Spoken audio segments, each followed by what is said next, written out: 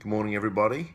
I hope you are having a good start to the day. I wanted to shoot a quick video and talk to you about the President's Commission on Combating Drug Addiction and the Opioid Crisis. I just got an opportunity to download the Commission's report, which followed President Trump's speech earlier on in the month about the crisis.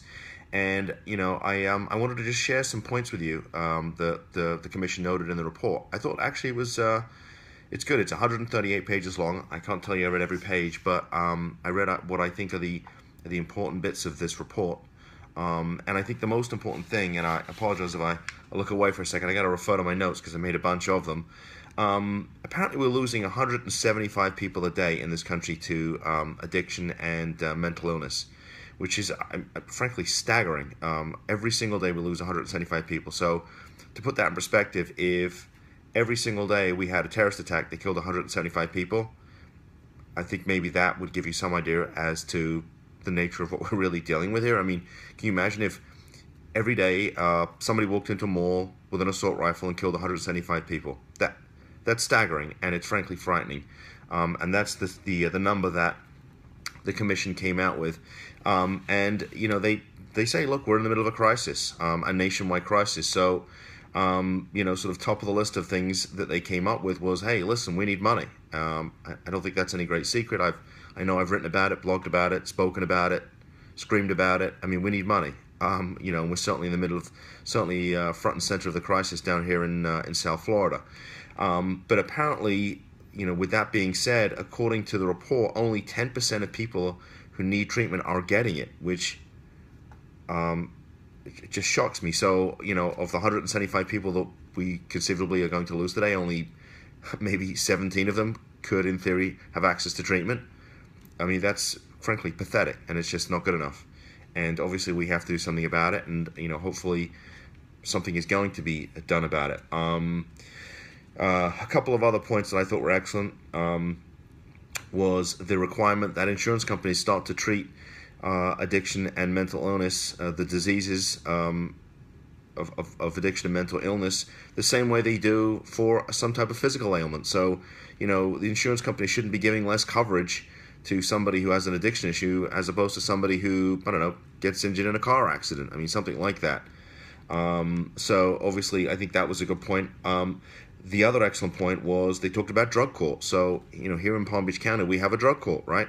And a lot of the counties do have drug courts here in Florida, but apparently only 44% of counties in the United States have some form of drug court.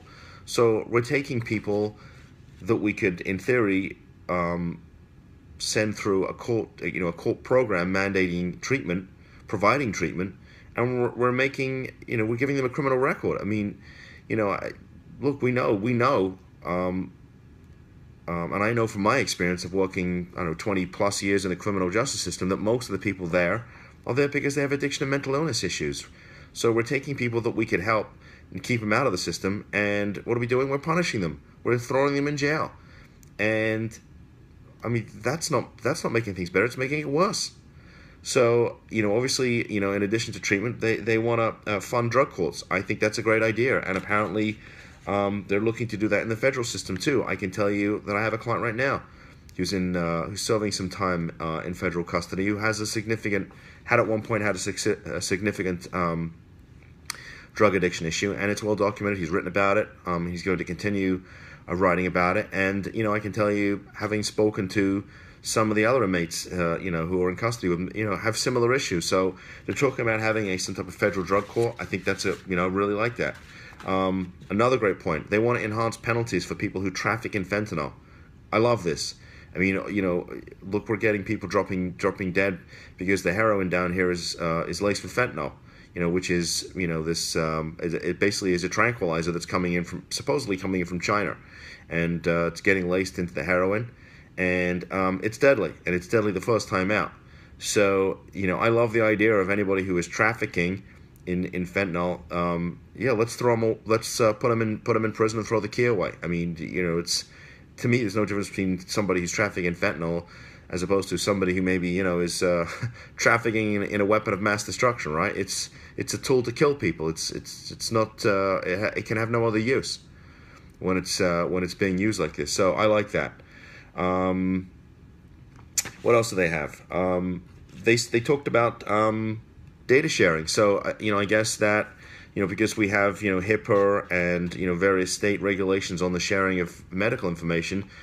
You know, if somebody has been admitted to an emergency room in one particular location and they get admitted to another ER in another location, the two hospitals don't know about it, right? They don't know about each other. So, you know, I don't know if that's the extent of it, but I think the idea that we're going to allow some type of sharing about someone's addiction and mental illness within the you know, the sort of medical community, I like that. I think it's a good idea. Obviously, we need to respect patients' privacy, but I mean, if you want, you know, if you want doctors and ERs and hospitals and you know, and perhaps even treatment providers to do their job, they need a full history, right? I mean, no point in going into a hospital complaining about chest pain and then not telling the doctor about various medications you're taking. So, you know, we got to help the doctors and the hospitals to do their job. They talked about having the DEA go after pill mills. I know that, you know, we had you know, a big push down here to shut down the pill mills, and I know that it's, you know, been well documented about, you know, what was going on, I guess 5-10 years ago with the George brothers, who were making an absolute killing, literally and figuratively, over the whole pill mill thing. But, you know, from what I'm hearing, we still have issues down here with people peddling these painkillers. So, yeah, I mean, let's do that. Let's give the DA some authority. I know that there was, I think, a 60 Minutes program. Was it 3 weeks ago, 4 weeks ago, where they documented some legislation that was passed as a result of, I guess it's Congressman Tom Marino, who's a congressman from Pennsylvania, who, him and another congresswoman from Tennessee, both areas that, just so we know, so we're clear, are very much affected by the opioid crisis. And apparently they managed to get Congress to pass some legislation which stripped the DEA of some of its, you know, law enforcement authority when it comes to, you know, the whole, you know, bringing pills, you know, having the pharmaceutical industry peddling pills. I mean, insanity, right? I mean, just insanity. So, yeah, I think the DEA should have a lot of authority to start making arrests, you know, maybe even of corporate officers whose, you know, corporations are peddling these pills, knowing that they are addictive, knowing that they are killing people. Yeah, we need to give the DA some authority. Let's shut some of these guys down. And one other thing that I saw that was really good was the discussion of recovery support services. So I know down here in Palm Beach County, Captain Houston Park of Palm Beach County Fire Rescue has spearheaded a really great program, which is helping, you know, individuals who are, you know, basically coming out of the ER after an overdose, and helping, you know, for those folks that sort of to stay clean, right? Giving them access to Suboxone, giving them access to whatever types of therapy they need. And I think that's a beautiful thing. But, you know, as I tell, you know, the families that I meet with, you know, getting in recovery and staying in recovery are two different things, right? So we need to give these folks that are getting into recovery, we need to give them the help to stay in recovery. I mean, this is a disease that, you know, requires a lifestyle change, and we have to give these people, these folks, we've got to give them a support system. They need to stay in recovery so they can be productive, so they don't end up back in the emergency room, so they don't end up, you know, going to prison. Because, you know, a lot of the great people that I work with are people on recovery. You know, they've been through there, and, you know, they'll tell you need a support system. So I think the whole idea of recovery support services, love it. Overall, I think, you know, the report reads good, but, you know, as I've said before, you know, this is a problem we could fix if we throw some money at it, and I think we need to throw a lot of money at it.